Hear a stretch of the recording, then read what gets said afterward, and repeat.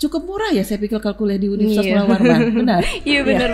Sementara kita sendiri dituntut kualitas pendidikan yang baik.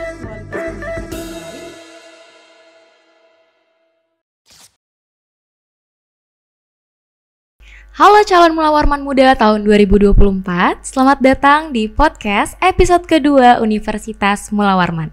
Nah, di podcast kedua ini kita akan membahas seputar info penting pendaftaran SNMPTN atau seleksi mandiri Universitas Mula Warman. Nah, di episode kedua ini Laura nggak sendirian. Di sini Laura ditemani oleh Ibu Afra. Halo Ibu Afra. Halo Mbak Laura. Jadi Ibu Afra ini adalah Kepala Biro Akademik dan Kemahasiswaan Universitas Mula Warman. Boleh Ibu Afra sapa dulu teman-teman yang ada di rumah? Ya, halo para calon Mula Warman muda, calon mahasiswa baru di Universitas Mula Warman. Selamat datang di acara podcast yang hari ini. Oke, Bu. Nah, Ibu Afra boleh jelaskan sedikit singkat saja terkait dengan SNMPTN ini, Bu? Kegiatan penerimaan mahasiswa baru, ya kalau biasa kita dengar itu istilahnya SNPMB begitu ya. Ini sebenarnya kalau di setiap perguruan tinggi itu kita melakukan ada 3 jalur. Jadi ada jalur SNBP, ya, kemudian ada jalur UTBK SNBT, kemudian ada jalur mandiri. Untuk jalur yang SNBP sendiri sebenarnya kita sudah lakukan itu dan pengumuman juga sudah ada. Kemudian untuk jalur SNBT ini nanti tinggal menunggu pengumuman ya. Dan untuk sekarang dimulai besok itu sudah mulai pendaftaran untuk jalur mandiri. Jadi untuk 3 jalur ini sebenarnya itu dilakukan oleh Universitas Mula Warman. Yang penjadwalannya juga semua sudah ada tertera di dalam informasi di web Unmul begitu. Betul. Jadi mungkin buat teman-teman yang nggak tahu, ini pendaftaran SNMPTN itu dari tanggal 6 Juni sampai dengan tanggal 18 ya Ibu ya? Betul. Dan berarti tadi kan ada SNBT, ada SNBP, nah SNMPTN ini adalah peluang terakhir lah buat teman-teman masuk di Universitas Mula Warman gitu ya Bu ya? Betul. Nah, boleh Ibu dijelaskan sedikit tentang tahap-tahap pendaftarannya Bu? Kalau misalkan untuk yang mandiri sendiri sebenarnya tahap pendaftarannya POB berdasarkan POB yang sudah kita buat yang memang untuk dilihat di web Unmul itu sudah juga kita share ya dimulai hari ini tadi sudah ada semua diawali dengan tentunya kita membuka di akun SNB SNMPTN unmul.ac.id. Kita bisa lihat alurnya di sana sudah ada semua berdasarkan dengan POB ya. Dan kita perlu melakukan kegiatan itu karena apa? Kita juga harus memasukkan data-data yang benar begitu. Jadi semua ada di POB. Oke, buat teman-teman yang mau daftar langsung aja nanti klik di description box ada linknya. Nah Ibu untuk biaya pendaftaran nih Bu SNMPTN itu berapa ya Bu kira-kira biaya pendaftarannya? Kalau biaya pendaftaran di Universitas Mula Warman mungkin ini pendaftaran yang termurah ya. Iya, karena untuk SNBP, SNBT sendiri itu pendaftarannya 200.000 ya. Kalau untuk mandiri 175. Ya, karena apa? Kita masih menyesuaikan dengan PMK 5 tahun 2014 di mana untuk penerimaan mahasiswa baru untuk Universitas Mula Warman memang Rp175.000. Jadi ini murah ya. Iya, murah terjangkau banget ya. maksudnya Iya, betul. ya. Hanya saja memang perlu kita ketahui bahwa peraturan untuk tahun ini untuk mahasiswa baru bagi mahasiswa yang sudah lulus di SNBP maupun SBT itu kalau misalkan dia tidak melanjutkan registrasi dan sebagainya itu maka dia tidak bisa mendaftar ke perguruan tinggi yang lain. Berarti tadi biaya pendaftarannya bahkan lebih murah daripada SNBT gitu ya Bu ya. Nah ngomong-ngomong soal SNMPTN, buat kamu yang bingung mau bayar lewat mana, mau bayar biaya pendaftaran nggak perlu capek-capek lagi ke ATM. Kamu bisa bayar lewat aplikasi Livin by Mandiri. Apapun kebutuhanmu, mandiri aja. Oke Bu, jadi kemarin kita udah buka question box di Instagramnya Unmul dan ada banyak nih Bu yang masuk, ada sekitar 200 pertanyaan. Jadi mungkin banyak banget yang tertarik soal SNMPTN ini. Nah, kita udah milih ada sekitar 11 pertanyaan yang akan nanti sama-sama kita diskusikan dan informasikan ke teman-teman. Mulai aja ya Bu ya langsung. Silakan. Di pertanyaan pertama. Dari @elkarim_xx. Apakah harus punya akun SNPMB? Boleh langsung dijawab Ibu. Kalau untuk akun untuk yang mandiri tidak ya. Jadi kecuali kalau SNBP, SNBT itu memang harus ada akun. Sementara untuk yang mandiri tidak. Tidak ya Bu ya. Jadi bisa saja mendaftar. Oke, boleh kita lanjut ke pertanyaan yang kedua. @sjrhxxa_. Pelaksanaan tesnya secara online atau offline? Udah langsung?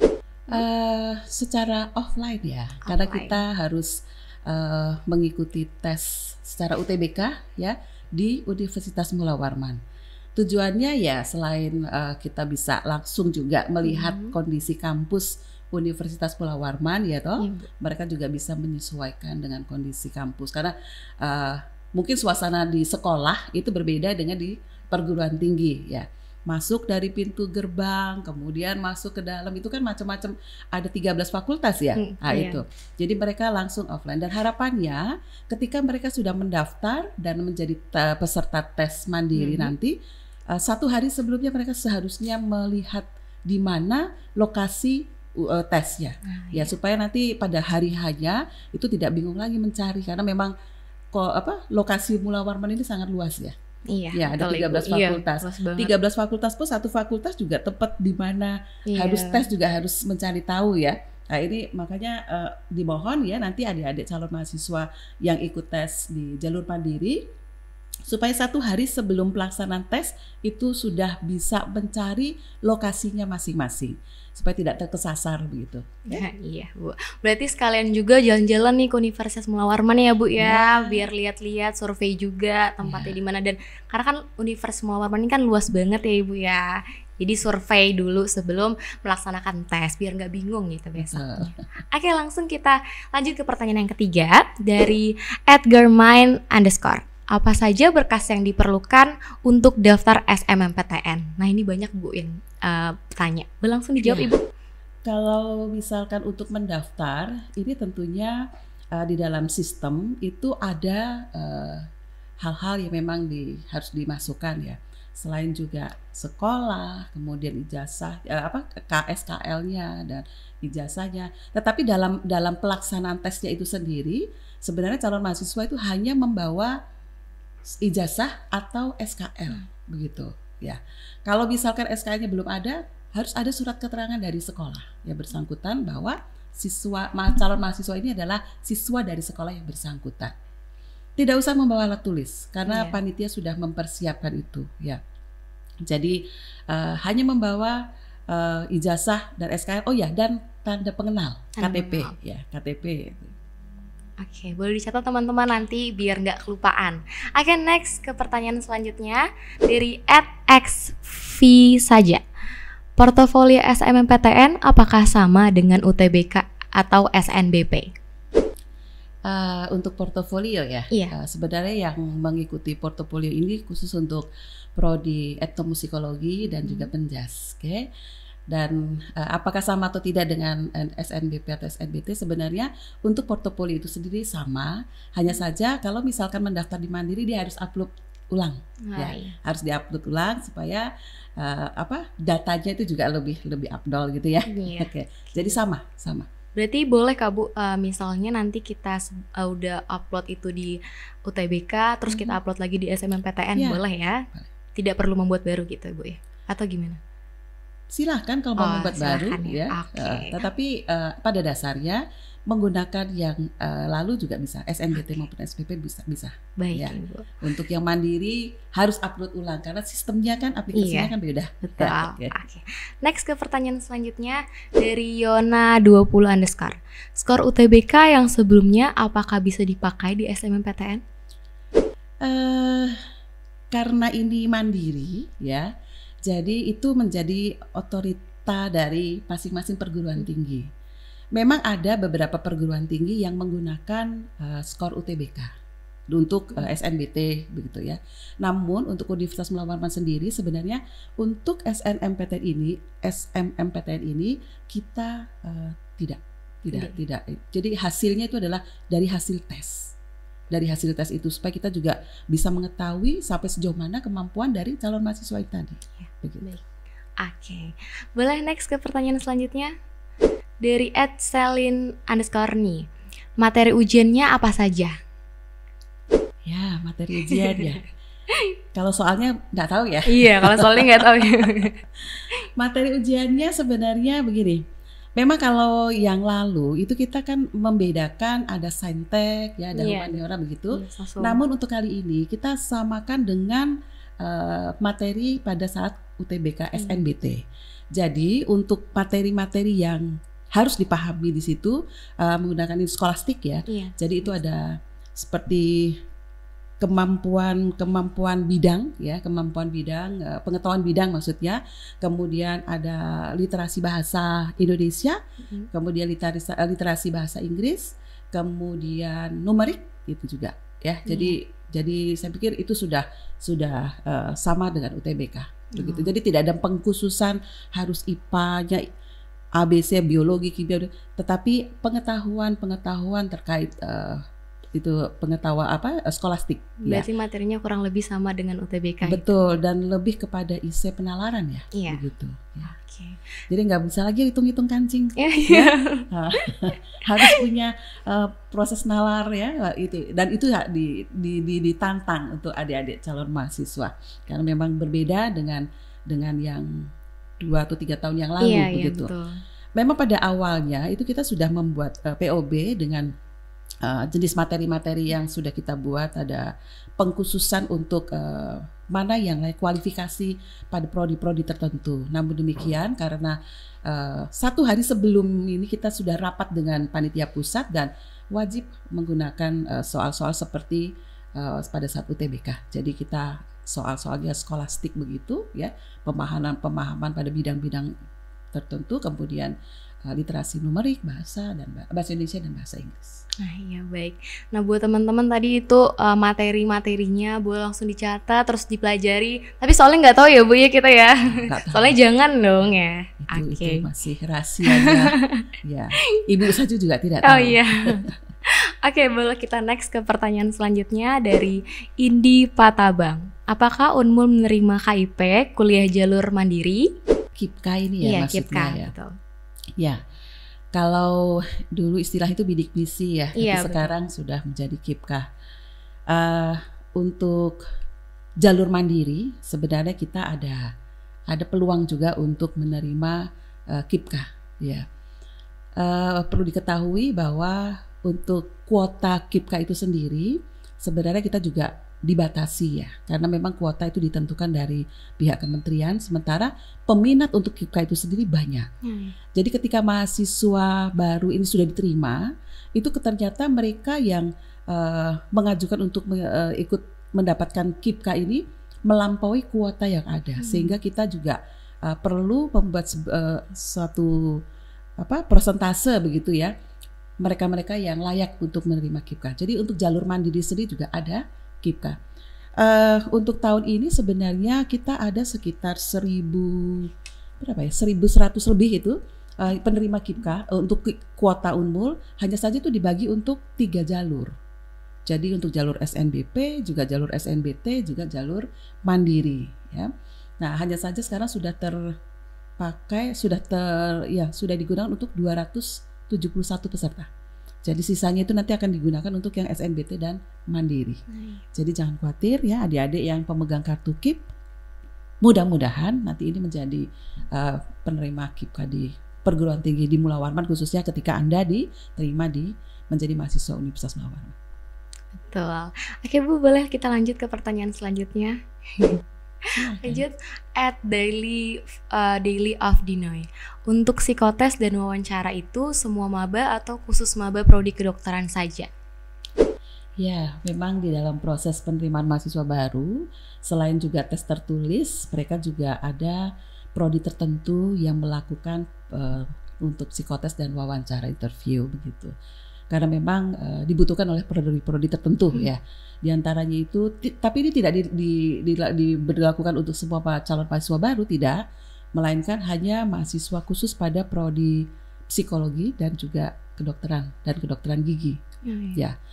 Mengapa ini harus dilakukan? Karena memang untuk prodi ini itu memang betul-betul mensyaratkan ya calon mahasiswa yang bisa diterima di program studi tersebut.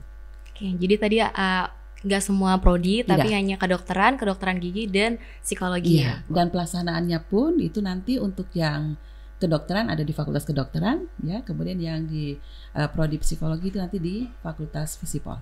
Ya. Baik. Oke, lanjut ke pertanyaan selanjutnya dari a.msda10_. Izin bertanya, saya anak rantauan, saya asli Banjar, tepatnya di Tabalong. Perlengkapannya harus ada surat pindah? Apakah harus ada surat pindah, Bu? Kalau ini masalah kewarganegaraan ya. Apa istilahnya administrasi kita sebagai warga bangsa negara Indonesia ya. Jadi kalau misalkan anaknya di rantauan, ya di luar dari Provinsi Kalimantan Timur ataupun di Provinsi Kalimantan Timur pun, tapi di kabupaten dan sebagainya. Sebenarnya perlu untuk mengetahui domisili, apalagi kalau domisilinya di Samarinda. Sementara dia aslinya tidak dari Samarinda. Jadi perlu untuk surat pindah domisili, ya. Karena apa? Ketika kita berkegiatan di pembelajaran perkuliahan dan sebagainya, ini kadang ada membutuhkan administrasi tertentu, sehingga ini dibutuhkan keterangan-keterangan dari baik itu RW, baik itu RT, begitu, ya. Nah, hanya saja dalam pengurusan KIPKA juga begitu, ya. Dalam pengurusan beasiswa juga begitu. Bahkan untuk kegiatan-kegiatan di kemahasiswaan atau mungkin yang lainnya, yang dasarnya itu memang harus alamat itu harus lengkap. Namun demikian memang ini mungkin kebijakan daerah Pemda atau Pemkat tertentu terkadang dari RW itu tidak mau memberikan itu, tapi diarahkan ke instansi yang mengelola tentang kewargaan negara. Itu biasa di dinas Dukcapil ya. Ya, begitu. Betul. Ya. Jadi perlu. Saya sangat mengharapkan supaya kelengkapan administrasi kepindahan warga ini itu dipenuhi agar tidak merepotkan mahasiswa itu sendiri. Begitu. Berarti nggak cuma buat yang ada di Banjar atau Tabalong, tapi di luar Samarinda, Rapannya juga udah mengurus berkas tersebut ya, Bu ya, untuk karena itu kaitannya nanti dengan kakak, ya kan? Dengan kakak ikut siapa ataukah dia sendiri, begitu. Nah, kemudian nanti kalau misalkan ada kelengkapan, apalagi pengurusan beasiswa, itu biasanya terus diminta administrasi dari kelurahan atau dari mana. Bahkan ada yang mensyaratkan, terus terang ini dari KIPKA ya, untuk kegiatan KIPKA sendiri itu juga mensyaratkan harus diketahui oleh RW setempat. Nah, ini kalau misalkan kita sebagai warga tidak pernah lapor RT-nya atau RW-nya, kan ini jadi tidak baik ya. Oke, kita next ke pertanyaan selanjutnya. Dari Aftertaste. Untuk pembayaran uang gedung, apakah semuanya setara atau berdasarkan golongan? Ini kalau uang gedung itu kayak seperti kita tidak ada ya. Yang ada itu SPI kalau dulu, kalau sekarang IP. Ya. Hanya saja kan untuk UKT dan IP kan itu sudah dibatalkan oleh kementerian toh. Ya. Karena di mana-mana itu kelihatannya mereka juga belum saatnya begitu ya untuk melaksanakan pengubahan penaikan UKT dan sebagainya. Bahkan memang baru-baru ini juga teman-teman kita di BEM juga ada mahasiswa itu juga mempertanyakan ya terkait apakah Unmul ini melakukan kenaikan UKT. Tidak, sebenarnya Unmul tidak melakukan kenaikan UKT. Bahkan kalau dilihat dari rata UKT yang ada di Unmul itu kita malah turun. Ya, hanya saja mungkin karena perguruan tinggi yang lain ada mengalami kenaikan UKT sehingga itu menimbulkan gejolak ya, dan adik-adik mahasiswa juga mempertanyakan itu, tapi itu semua sudah diakomodir dan yang jelas tidak ada uang IP ya, tapi kalau SPI ya ini ada untuk prodi-prodi tertentu. Bahkan tidak semua prodi atau tidak semua fakultas, semua fakultas itu melaksanakan SPI, tidak.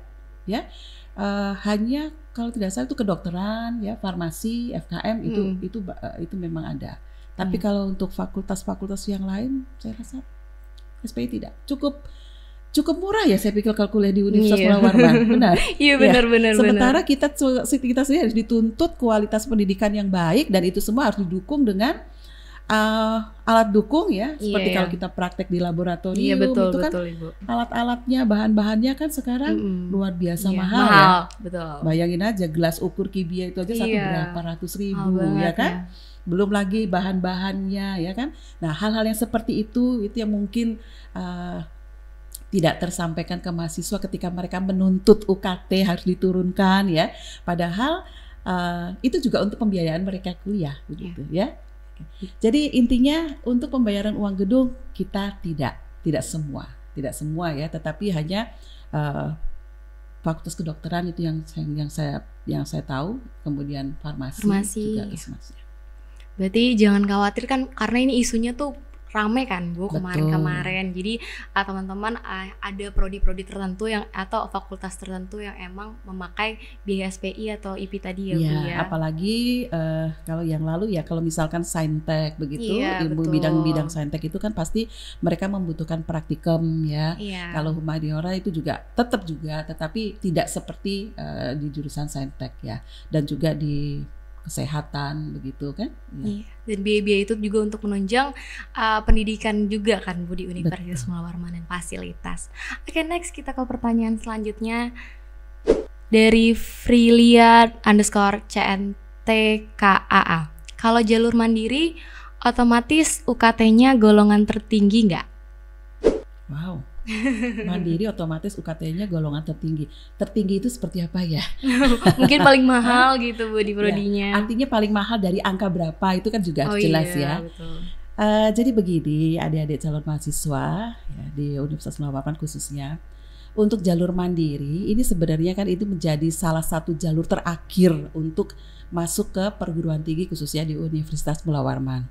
Nah, untuk SNBP dan juga SNBT itu sebenarnya juga salah satu jalur yang bisa juga diikuti. Tapi ketika seseorang itu mengikuti baik SNBP tidak lulus, ikut lagi di SNBT tidak lulus juga, ikut di mandiri dengan harapan ya dia diterima.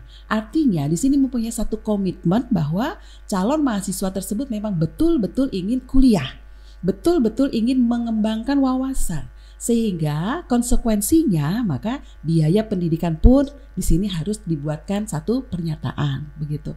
Dan untuk menentukan besaran UKT sebenarnya itu juga dilihat dari verifikasi penghasilan orang tua. Kemudian pernyataan dari orang tua kesanggupan atau tidak ya. Betul. Karena Universitas Mula Warman tidak membiarkan atau memaksakan kehendak, artinya kita juga tetap memberikan akomodir ya, memfasilitasi ketika mereka minta untuk solusi pembayaran ya. Itu ya harapannya sih memang kita membayarnya di on time ya, harus tepat waktu, kemudian tidak menunggak ya. Karena apa? Itu juga menjadi salah satu tantangan perguruan tinggi dimanapun ya untuk mengurangi piutang pendidikan ya. Jadi ini juga sebenarnya yang perlu dibutuhkan, perlu diketahui oleh semua mahasiswa ya, bahwa untuk mandiri itu memang kalau di Universitas Mula Warman kita mengambilnya mulai dari rata grade 6. Ya, grade 6 itu range-nya antara 6 juta sampai 8 bahkan 15 juta. Begitu. Nah, hanya saja ada fakultas tertentu yang memfasilitasi dengan UKT 4 juta atau 4,5 juta. Intinya paling rendah untuk mandiri itu ada di tataran 4,5 sampai 6. Itu paling rendah ya. Hanya saja ya kita tetap membuat satu pernyataan karena semua itu juga akan dibuat dilihat dari verifikasi penghasilan orang tua. Dan memang karena sekarang data apa segala macam itu kan melalui online ya. Upload apa segala macam itu kita tidak mungkin mengatakan bahwa ini benar atau tidak ya. Itu ada monef karena beberapa ada ketemuan ketika dia dikatakan menerima beasiswa tertentu, ini kan harusnya tepat sasaran, yang diberi bantuan ini adalah memang yang membutuhkan. Namun pada kenyataannya ada loh mereka yang berkelebihan ya. Nah, ini menjadi tanggung jawab moral kita bersama, Bapak Ibu sekalian, juga adik-adik calon mahasiswa, supaya kita nanti dengan benar mengisi data yang ada. Dan juga kalau untuk UKT-nya sendiri, untuk jalur mandiri, memang itu semua berdasarkan verifikasi dari penghasilan orang tua dan rata yang ada di Universitas Mula Warman untuk saat ini range-nya 4,5 juta sampai 15. Itu tidak semua fakultas loh ya, hanya fakultas tertentu. Kalau kedokteran wajar lah, ya. Farmasi juga wajar lah, karena memang di sini juga dibutuhkan subsidi silang ya antara mereka yang berkemampuan kuat dan yang lemah. Saya pikir itu, Mbak. Berarti tadi dari UKT itu banyak sekali ya Bu pertimbangannya. Betul. Banyak banget yang dari administrasi tadi juga, dan ada surat pernyataan kesanggupan gitu. Oke Bu, itu tadi pertanyaan terakhir dari teman-teman calon Mula Warman Muda 2024. Semoga teman-teman calon Mula Warman Muda bisa terbantu dengan podcast ini, dan informasi yang disampaikan bisa membantu teman-teman untuk yang masih ragu nih daftar mandiri, takut UKT-nya gede atau biaya gedung. Tadi udah dijelaskan ya Bu dengan tuntas oleh Bu Afra. Oke Bu, mungkin singkat terakhir tentang buat calon Mula Warman Muda ada pesan-pesan nggak Bu? Ya, buat calon Mula Warman Muda, ketika kalian ingin mempersiapkan diri menjadi orang yang sukses, tentunya semua itu tidak semudah membalikkan tangan. Kita perlu upaya, kita perlu usaha, ya, kita perlu berdoa, karena segala sesuatu itu kita harus lakukan dengan sungguh-sungguh. Jangan ada kata pesimis atau kata tidak, tetapi kita bisa. Bahwasanya semua itu berproses. Kalau kita ingin menjadi orang yang berhasil, tentunya semua kita berproses dari bawah, melangkah bertahap ke tahap sampai puncak karir ya. Sampai Anda menjadi sarjana. Tentunya nanti menjadi alumni yang bermanfaat bagi warga dan masyarakat dimanapun kita berada. Saya pikir itu, Mbak. Oke, terima kasih Bu Afra. Hari ini udah berkesempatan kesini, udah memberikan waktunya untuk membagikan wawasan dan info penting seputar SNMPTN. Terima kasih Ibu hari ini. Sama-sama, Mbak Laura. Buat teman-teman Mula Warman Muda atau calon Mula Warman Muda 2024 yang mau tahu informasi lebih lanjut seputar SNMPTN dari info daya tampung dan info SNMPTN lainnya, bisa langsung follow di Instagram Universitas Mula Warman @unmul. Sekian podcast episode kedua hari ini. Sampai jumpa di episode selanjutnya. Dadah, bye-bye.